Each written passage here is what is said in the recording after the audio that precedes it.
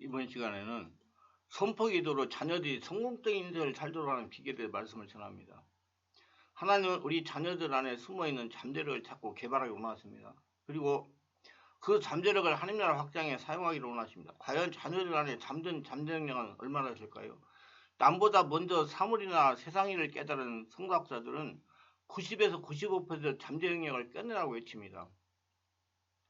남극과 북극의 빙산의 밑에 엄청난 크기의 얼음덩어리 안에 숨겨져 있습니다. 그와 같이 인간의 외부로 나타난 의식세계는 빙산의 일각입니다. 겉으로 나타나는 현재는 겨우 5에서 10%밖에 되지 않는다고 합니다. 내면에 숨겨진 잠재의식, 잠재 역량은 90에서 95%의 엄청난 크기입니다. 우리는 자녀들에게 이 숨겨진 잠재를 깨우고 끌어내어 사용하도록 해야 됩니다. 사람마다 하나님이 주신 재능이 있습니다. 그런데 우리는 이것을 잘 모르고 사용하지 못한다는 것입니다. 이걸 어렸을 때 알고 사용하는 사람은 인생을 성공적으로 신명나게 살아갈 것입니다. 아이들의 잠재력은 무한합니다.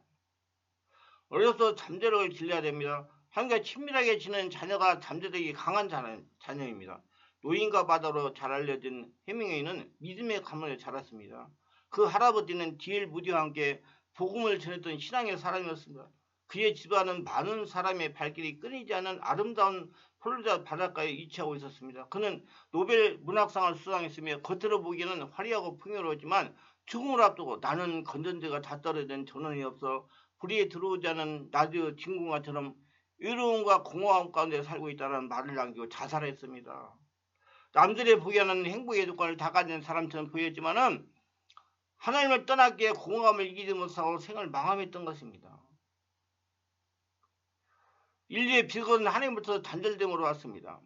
에덴 동산에 인류의 조상 아담과 하와가 하나님 멀리하고 사단을 가까이 함으로 비극도 그렇게 시작이 되었고 죽음이 찾아왔던 것입니다. 그 이후로 탕자의 심리가 인간에게 있으므로 아버지의 품을 떠나 살아가고 인간 바벨탑을 쌓으며 탕자 문명이 이루어가고 있는 것입니다. 이런 인간의 심리를 위하여 마귀 귀신은 사람들에게 하나님께 멀어지도록 수단과 방법을 가리자고 미혹이 오고 있습니다. 하나님을 향하여 더 가까이 나가면 인생의 모든 문제는 해결되고 복수는 삶이 됩니다. 그래서 시편 기자는 함께 가까이 하면 내게 복이라고 그랬습니다. 여러분 하나님 가까이 하니까 그냥 말로 지식으로 그런 게 아니라 온몸이 하나님 성전이 돼가지고 하나님을 내 안에 채워서 하나님이 나의 주인되게 가시는 것을 하나님이 가까이 한다고 그렇게 생각하시면 좋습니다. 그래서 저는 우리 성도들 얼마 안 되지만은 월화 금 토에 집중기도를 2시간 이상 합니다. 근데 하시는 분들 계속해요. 왜냐? 달라지기 때문에. 왜 내가 그 집중기도를 했는지 압니까? 제가요 집회를요 2000년 정도부터 해가지고 지금까지 계속 코로나19 오기 전까지 계속 했어요. 하루에 3번씩. 근데 집회를 하면 1시간 말씀드리라고 약 40분에서 50분 정도 기도를 하고 기도를 합니다.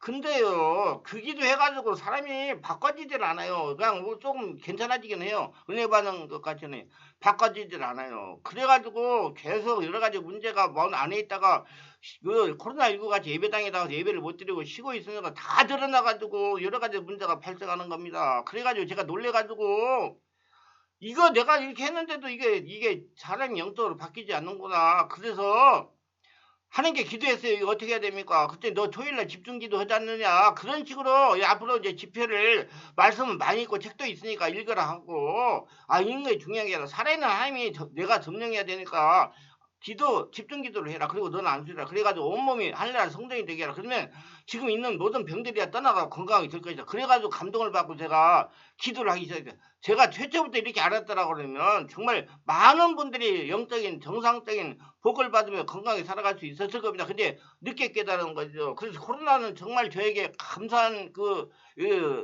정말 기간이었다고 생각해요. 왜냐? 저도 코로나 기간 때문에 몸을 건강을 제대로 돌보고 회복했기 때문에 그렇습니다. 그래서 여러분 하나님이 살아있는 하나님이 여러분 몸을 점령해야지 가까이 하는 것입니다. 그렇게 아시고 자기 관리를 잘하시고 기도 많이 하세요.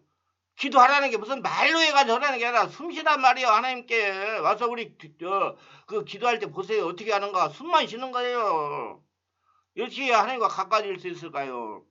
먼저 성결케 해야 됩니다. 성결이란 구별되고 깨끗한 삶을 의미합니다. 죄를 멀리하고 말씀하에 살아가는 삶입니다.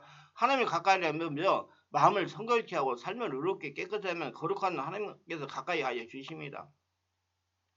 우리의 죄와 허물을 예수님의 피를 힘입어 씻음 받아야 됩니다. 그래 예수 듣고 예수 태어나야 된다 그 말이에요. 사람은 흔히 자신의 노력으로 죄 문제를 해결할 수 있다고 생각하지만 인간은 어떤 방법으로도 죄를 자신 스스로 해결할 수가 없습니다. 죄사는 사망이기 때문입니다. 그러나 예수께서 우리를 대신하여 죽었으므로 예수 그리스도의 보를 받아들이면 어떤 죄를 지었다 할지라도 용서받고 깨끗하게 됩니다. 그 이유는 예수님이 십자가에 달려서 죽고 다시 예수님이 태어난 것 같아요. 우리도 예수님을 믿고 예수님으로 죽고 예수로 태어나가지고 성령 인도받는 하늘의 사람으로 신분이 바꿔지기 때문에 모든 문제가 해결이 되는 겁니다. 죽었다 살아야 죄는 죽어야만 해결되기 때문에 그 영적 원리를 알고 여러분 예수 믿는 여러분 모두 다 예수 믿을 때 죽었어요. 그리고 예수로 태어나가지고 성령 인도받아 그런 믿음을 가지고 신앙생활을 하시고 우리 자녀들에게 그런 신앙을 전수해 주시기를 바랍니다. 하나님을 가까이 하면 우리를 항상 복되게 하는 분이 하나님이십니다. 하나님은 겸손한 자에게 은혜를 베푸십니다. 그 중에 정목 중 가장 기본이며 중요한 것은 겸손입니다. 사무엘 선지자는 사울에게 순종이 제사받고 듣는 것이 수상의 기름보다 아니라고 그랬습니다. 하나님께 친밀한 사람은 늘 하나님의 힘으로 삶을 살고 그 힘을 삼고 도움을 구하며 겸손하게 살아갑니다. 하나님의 힘으로 살아가려고 하나님의 지혜로 살아가려고 그래요.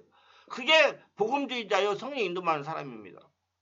말씀 안에 규제하고 예배를 통해 만나고 은혜하여 살아가기에 삶의 문제가 녹아내리고 능력이 나타나게 됩니다. 그러므로 하나님과 가까워짐으로 하나님의 은혜와 축복으로 충만하시길 바랍니다. 그 하나님의 은혜로 성령 인도로 살아가시길 바랍니다. 우리는 자녀들이나 가족들에게 이런 사람에 대해 말해주고 싶어 합니다. 그러나 그럴 경우 부정의 언어를 자주 사용하는 것을 그런 좋지 않은 방식입니다. 부정 언어로 이야기하면 긍정의 언어로 이야기할 때보다도 교육적으로나 심리적으로 효과가 적은 경우가 많이 있다고 합니다. 자녀를 내가 진정 바라는 사람의 모습을 이야기해 줄 때 너 저런 사람이 되지마 이거 하지마 저거 하지마 보다는 나는 이런 사람이 되면 좋겠다 이것을 먼저 해보자 등등 긍정의 언어를 사용하세요. 기도할 때도 오늘 나쁜 일이 안 일어나게 해주세요. 오늘 나쁜 일 안 하게 해주세요. 우리 애들을 아프지 않게 해주세요. 보다도 비교적 긍정적인 기도를 많이 하는 게 좋습니다. 메가드 장군의 자녀를 위한 기도에서 이런 점을 배울 수가 있습니다. 메가드 장군은 50이 넘어 늦지막하게 아유아들을 둔 사람입니다. 늦게 얻은 자녀가 얼마나 귀여웠을까요? 또한 늦게 얻은 자녀에게 들려주고 싶은 말이 얼마나 많았을까요? 그는 자녀에게 해주고 싶은 말을 이렇게 기도로 담았습니다. 주여 제게 이런 자녀가 되게 하옵소서. 약할 때 자기를 아는 강한 힘과 두려울 때 사실을 잃지 않은 용기를 가지고 정직한 패배에 부끄러지 아니하고 태어나게 하며 겸손하고 운영할 수 있는 자녀를 주옵소서. 생각해야 할 때 고집하지 말게 하시고 저들로 하여금 마땅히 앞서야 할 때 뒤서지 않게 하시며 당신과 자신을 아는 것이 지식의 근본임을 알게 하소서.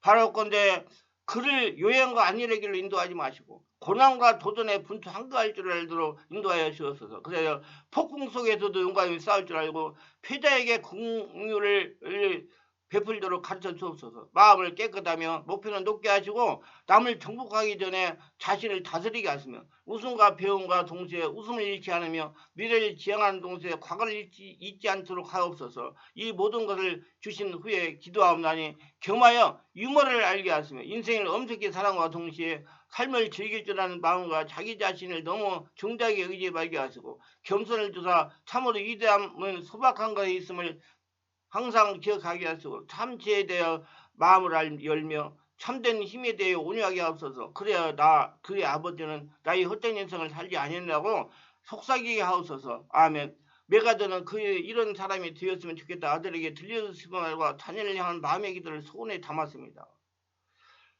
우리 마음에 이런 사람에 대한 분명한 인성한상이 있어야 됩니다. 그리고 자녀들에게 너희는 이런 사람이 되어라고 분명히 말해줄 사람이 정리되어 있어야 됩니다. 하나님께 기도할 때도 하나님의 저의 자녀가 이런 사람이 되었으면 좋겠다는 간절한 내용이 있어야 됩니다. 하나님 잘 되면 좋고요. 안 되면 말고 이런 기도는 없습니다. 우리 자녀를 위해 기도합시다. 이 세상에 두고 가는 것은 모두 자녀입니다. 성령 안에서 이런 자녀가 되게 없어서 될 수 있으면 목사님들의 축복 기도 안수를 많이 받게 하시고 대적하며 기도합시다. 목사님과 목회자들과 친하게 지내는 자녀가 되도록 항상 은행은 심사를 하시고 기도하시고 자녀들 앞에서 목사님 흉보는 소리를 절대 하지 마시기 바랍니다. 그래서 항상 축복 안수 기도를 많이 받고 대적하며 선포하게 기도합시다. 은혜가 되었다면 구독, 좋아요, 알림 설정을 부탁합니다. 감사합니다.